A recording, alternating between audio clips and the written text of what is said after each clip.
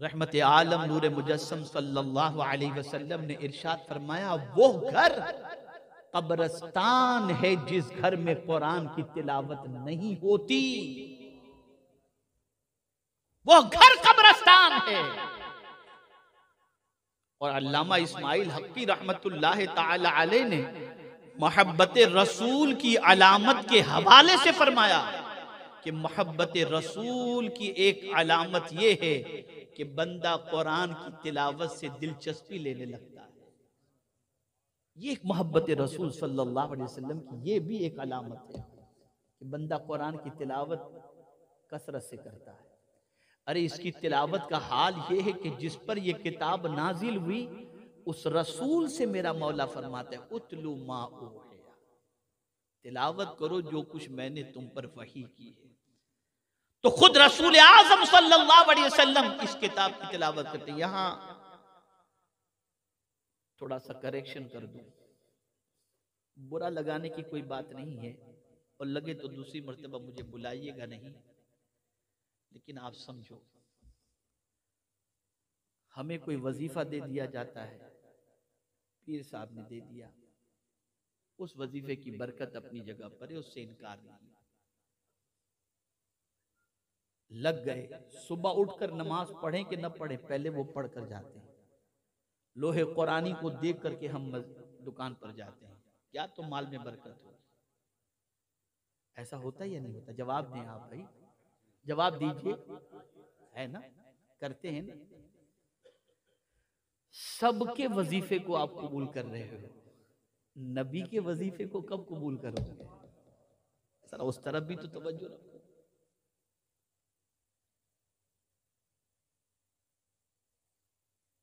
उस वजीफे को कब अपनाओगे? मेरे आका सल्लल्लाहु अलैहि वसल्लम इरशाद फरमाते हैं कि अगर कोई शख्स कुरान शरीफ की तिलावत में इतना गुम हो गया, इतना गुम हो गया कि दुआ मांगने का वक्त भी तिलावत में खर्च कर दिया और दुआ न मांग सका, सरकार फरमाते उसकी तलब से ज्यादा मौला उसे अता फरमाए, उसकी ख्वाहिश से ज्यादा मौला उसे अता फरमाए। ये कुरान की तिलावत। हजरत अब्दुल्लाह इब्न मसऊद रज़ी अल्लाह तआला अन्हु बीमार हुए।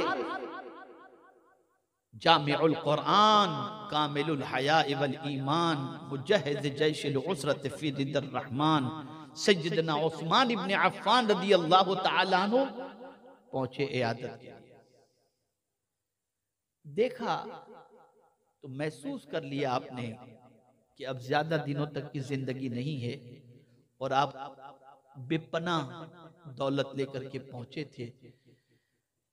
इरशाद फरमाया, अब्दुल्ला ये तुम्हारे पास रखो, तुम्हें कुछ हो गया तो तुम्हारी बच्चियां हैं, उन्हें ये रकम काम आएगी, उन्हें ये रकम काम आएगी। बीमार हजरत अब्दुल्ला इब्न मसऊद रज़ी अल्लाह तआला अन्हु उठ करके बैठ गए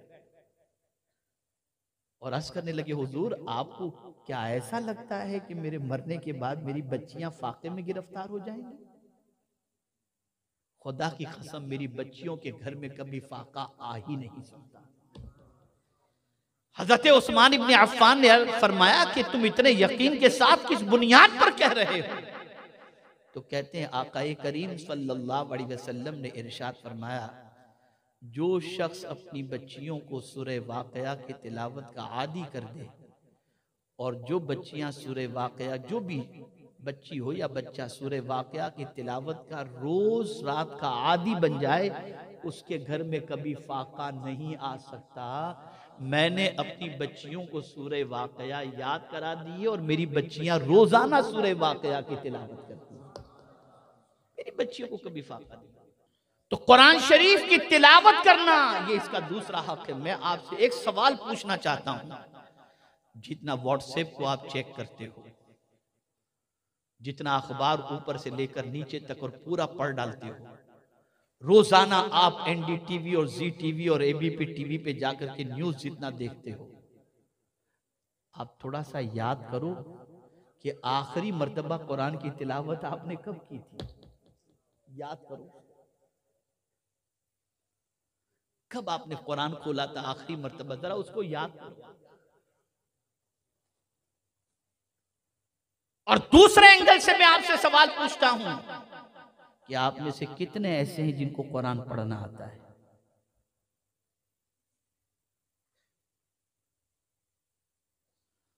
तो मुझे बताओ, जिस किताब से आपका ताल्लुक इतना कमजोर हो कि उसे पढ़ना भी आपको नहीं आता, फिर उरूज के ख्वाब देख करके क्या फायदा?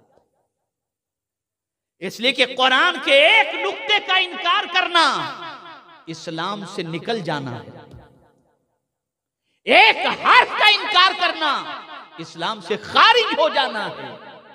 तो आप इस किताब पर ईमान सिर्फ लिप सर्विस वाली पोजीशन ने जबान से ईमान ले आए और पढ़ना लिखना कुछ भी नहीं। बहुत दुआएं हम करते हैं, अल्लाह हम पर रहम फरमा, ए अल्लाह हम पर करम फरमा। बिल्कुल दुआ करनी चाहिए, वो रहम नहीं फरमाएगा तो कौन करेगा। लेकिन उसने एक जगह कहा कि तुम न मांगो मुझसे, चुप रहो।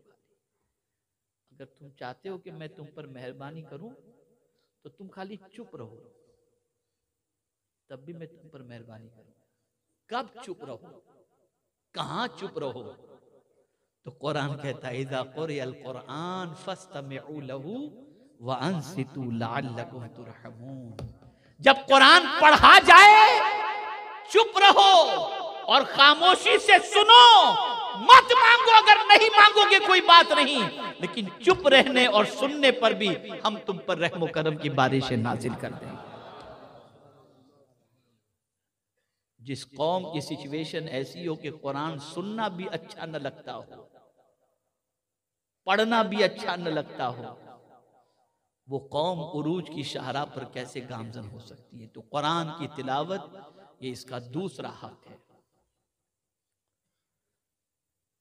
कुरान का तीसरा हक, ये सारी चीजें तफसील चाहती हैं, एक एक हक पर तफसीली गुफ्तगू हो सकती है, लेकिन मैं थोड़ा सा गुफ्तगू को समेटते हुए चलता हूं। तीसरा हक क्या है कुरान का?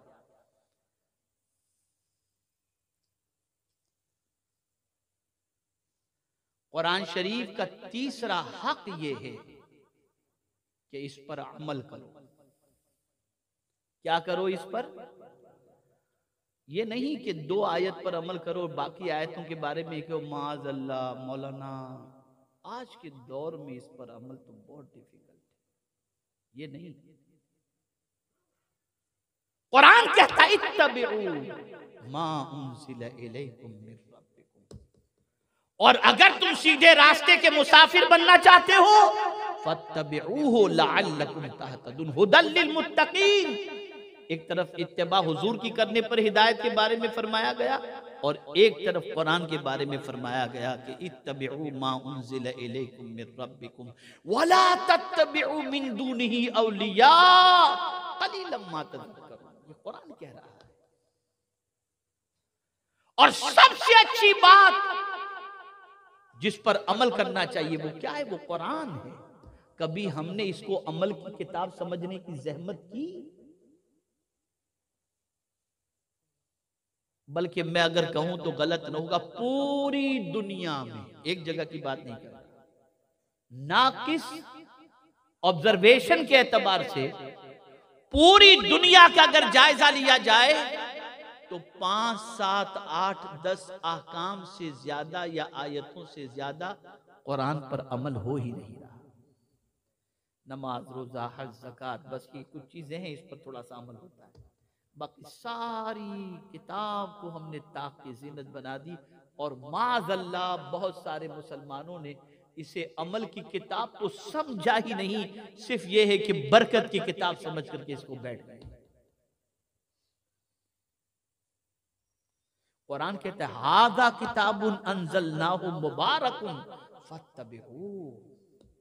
पैरवी करो इसकी, इत्तिबा करो इसकी।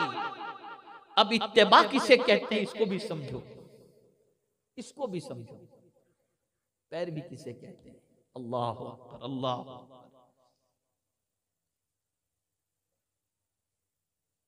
ताजदार करबला इमाम अली मकाम अला जद्दिही व अलैहि सलातु वस्सलाम सवारी पर सवार होकर मदीने की गली से गुजर रहे थे। चंद गरीब नादार लोग गली के किनारे बैठ करके खा रहे थे।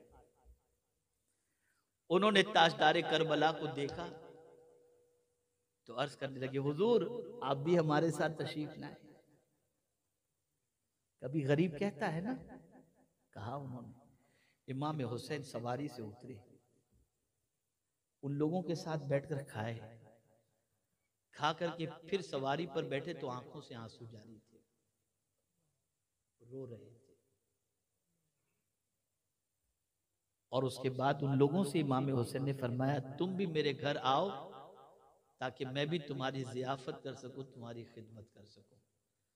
और फिर रोने की वजह जब पूछी गई तो अब देखिए कुरान पर अमल किसको कहते हैं। कहते मुझे मान इनके बुलाने पर कुरान की एक आयत याद आ गई कि अल्लाह ताला तकब्बुर करने वाले से मोहब्बत नहीं फरमाता। तो मैंने इन गरीब की दावत पर उतर कर अल्लाह की इस किताब को सामने रखते हुए इनके साथ बैठ गया ताकि तकब्बुर करने वालों में मेरा शुमार न हो पाए। सिर्फ आयत ज़हन में आते ही उस पर इस तरीके से अमल हो रहा है। तो सिचुएशन ये हुई कि 22,000 के लश्कर के सामने भी पेशानी पर शिकन नहीं आ रही थी और बेखौफ व खतर मुकाबले के लिए तैयार थे। ये कुरान पर अमल की ताकत थी। और जिनकी ताकत का आलम ये हो कि गाने सुनकर रोते हों, गजलें सुनकर रोते हों,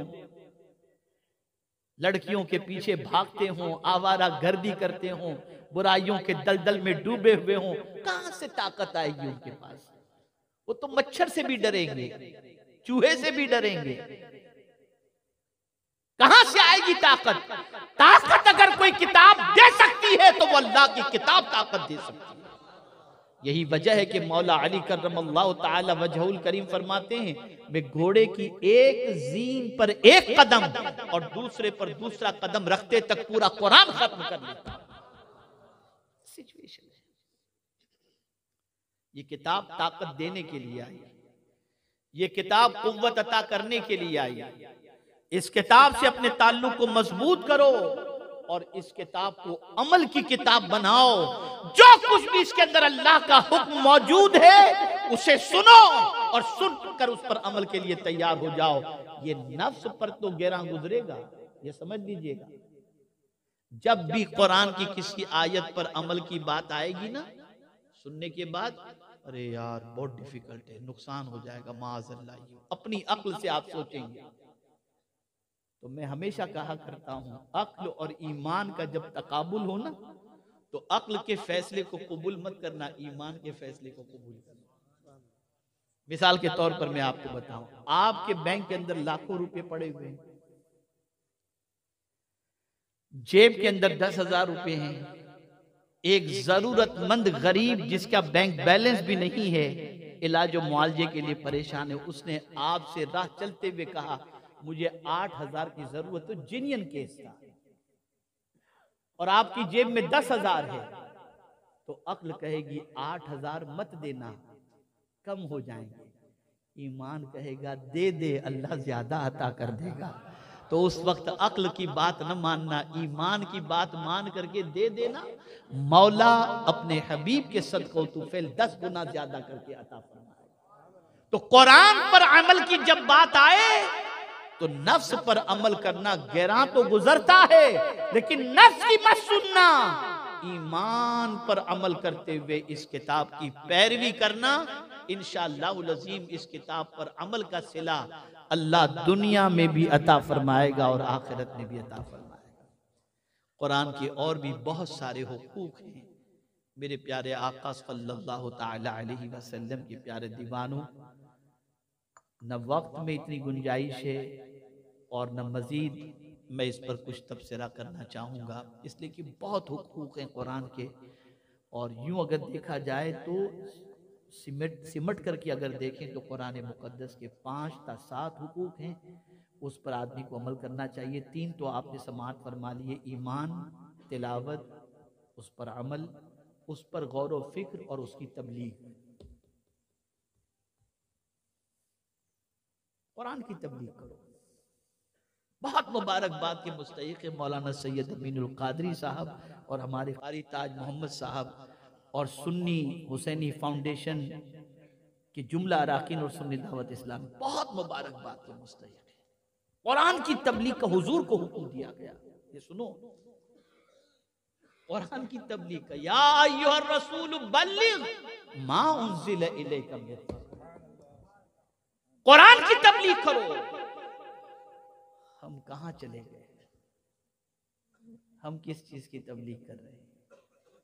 तो इस कुरान से अपने रिश्ते को मजबूत करो, इस कुरान को ओढ़ना बिछोना बनाओ। उठो तो कुरान पढ़ते हुए, सो तो कुरान पढ़ते हुए। हो ही नहीं सकता कि कुरान की तिलावत के आदि बंदे को मेरा मौला दोनों जहां की बरकतों से महरूम रखे। मेरे प्यारे आका सल्लल्लाहु अलैहि वसल्लम के प्यारे दीवानों, कुरान समझो भी, समझना भी है, पढ़ना भी। इसीलिए कुरान के अफला यतदब्बरून कुरान, ये उलमा का जब में गफीर होता है तो मुझे ये आयत भी याद आ जाती है। ये कुरान के ऊपर गौर करने का कुरान, अफला यतदब्बरून कुरान। फिर कोई बहुत मुश्किल है तो कुरान कहता है वलक़द यस्सरनल कुरान लिज़्ज़िक्र, हमने तो इसको आसान पैदा नाजिल किया है। कौन कहता है ये डिफिकल्ट है? बहुत आसान है। लेकिन अफसोस, सदहज़ार अफसोस, हमने कुरान से अपने ताल्लुक को कम कर दिया, कमजोर कर दिया। आज की नशिश के अंदर, इस इज्तिमा के अंदर मेरा पैगाम तमामी हजरात को ये है, कुछ जानते हो या न जानते हो, लेकिन कुरान पढ़ना जरूर सीखो, कुरान पर अमल करना जरूर सीखो। इसलिए कि इससे दुनिया भी आपकी संवर जाएगी और इंशाअल्लाह आखिरत भी संवर जाएगी।